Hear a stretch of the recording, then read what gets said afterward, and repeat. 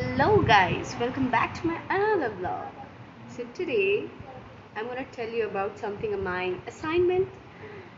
So I had a assignment about mental status mental status examination on a manic patient.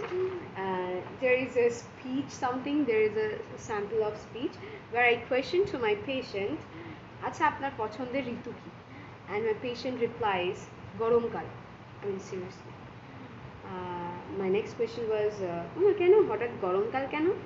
And my patient's reply was, ভাল লাগে বেশ, অনেকবার স্নান করা যায়, বেশ পরিষ্কার পরিচ্ছন্ন থাকা যায়, সুন্দর বেশ, তাই এই ব্যাপারটা আমার ভাল লাগে, তাই জন্য গরমকাল ভাল লাগে. And the patient was me, and the nurse was also me, and there is also a patient. So answer me, who is the actual mentor?